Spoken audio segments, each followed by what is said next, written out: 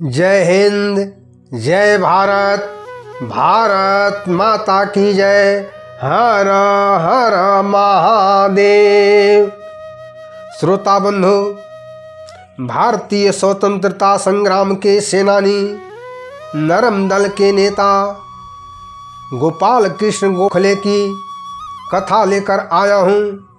गोपाल कृष्ण गोखले महात्मा गांधी के राजनीतिक गुरु थे। गोपाल कृष्ण गोखले ने ही महात्मा गांधी को भारत भ्रमण का गुरु मंत्र दिया था। लॉर्ड कर्जन द्वारा भारतीयों के प्रति किए गए अत्याचार के कारण गोपाल कृष्ण गोखले ने उसे भारत का दूसरा औरंगजेब कहा था। महाराष्ट्र के सुकरात कहे जाने वाले महादेव गोविंद रानाडे गोपाल कृष्ण गोखले के गुरु थे। जय हिंद, जय भारत। दोस्तों, मैं पंडित गोपाल जी तिवारी सत्य सनातन ज्ञान संगम चैनल से भारत माता की जय के साथ वंदे मातरम का उद्घोष करते हुए चैनल पर सभी श्रोता बंधुओं का स्वागत करता हूं। चैनल पर धार्मिक कथाओं के साथ समय समय पर देश के महापुरुषों की अमर कथा भी आती रहती है। यह प्रयास महापुरुषों के सम्मान में समर्पित है। आज भारतीय राजनीति के चिंतक, स्वतंत्रता सेनानी गोपाल कृष्ण गोखले की अमर कथा लेकर आया हूँ। दोस्तों, गोपाल कृष्ण गोखले का जन्म 9 मई 1886 को महाराष्ट्र के रत्नागिरी जिले में कोटलुक ग्राम के एक ब्राह्मण परिवार में हुआ था। इनके पिता का नाम कृष्णराव गोखले था और माता का नाम बालाबाई गोखले था। उन्होंने कोल्हापुर में राजाराम कॉलेज से पढ़ाई की तथा 1884 में एनिफेस्टन कॉलेज से स्नातक की डिग्री प्राप्त की। 1885 से लेकर 1906 तक कांग्रेस का कार्यभार उदारवादी नेताओं के हाथ में था। गोपाल कृष्ण गोखले स्वतंत्रता संग्राम के उदारवादी नेता थे। ब्रिटिश उदारवादी नीति में गोखले की आस्था थी। दादा भाई नौरोजी की तरह वे सदैव विश्वास करते थे कि एक दिन इंग्लैंड में एक नए राजनीति का उदय होगा और भारत के साथ न्याय होगा। गोपाल कृष्ण गोखले को उनके वित्तीय ज्ञान के कारण ग्लेड स्टोन ऑफ इंडिया के नाम से जाना जाता है। गोपाल कृष्ण गोखले को महादेव रानाडे का मानस पुत्र भी कहा जाता है। गोपाल कृष्ण गोखले महात्मा गांधी के बुलावे पर 1912 में दक्षिण अफ्रीका की यात्रा पर गए थे। अध्यापक के रूप में इन्होंने पुणे फर्ग्यूसन कॉलेज में अंग्रेजी विषय के टीचर थे, परंतु भारतीय भाषाओं से इनको बेहद लगाव था। गोपाल कृष्ण गोखले कांग्रेस की सदस्यता 1889 में ग्रहण किए। कांग्रेस में इनको सचिव का पद 1895 में दिया गया।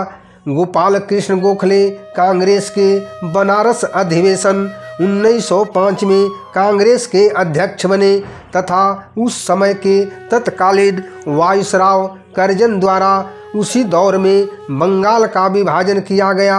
वही बंगाल का विभाजन जो भारत के विभाजन का कारण बना। उस लॉर्ड कर्जन को गोपाल कृष्ण गोखले ने दूसरा औरंगजेब कहा था और उस समय उन्होंने बंगाल के विभाजन का विरोध किया था, इसलिए इन्हें विपक्षी की उपाधि दिया गया था।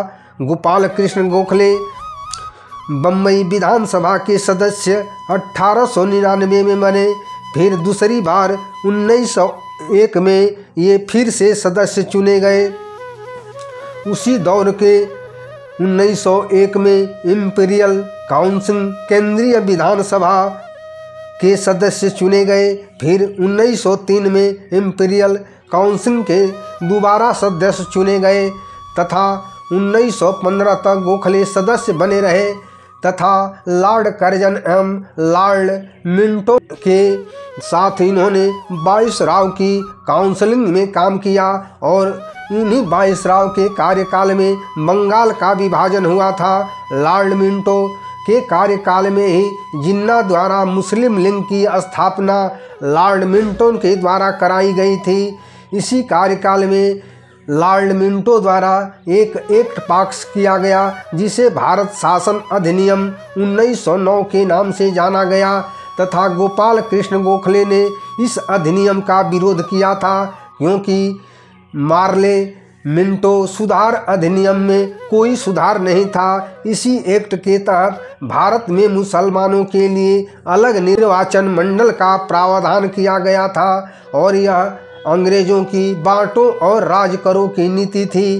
गोपाल कृष्ण गोखले के विरोध करने के बाद भी इसे केंद्रीय विधानसभा में अंग्रेजों द्वारा पास कर दिया गया था। जब 1905 में बंगाल का विभाजन किया गया तब गोपाल कृष्ण गोखले ने सर्वेंट ऑफ इंडिया नामक संगठन की स्थापना की थी। इसके साथ ही बंगाल विभाजन के कारण गोखले 1905 में विरोध दर्ज कराने के लिए लंदन की यात्रा पर गए थे। गोपाल कृष्ण गोखले से ही प्रभावित होकर लंदन में श्याम जी कृष्ण वर्मा द्वारा 1905 में एक राजनीतिक संगठन की स्थापना की गई।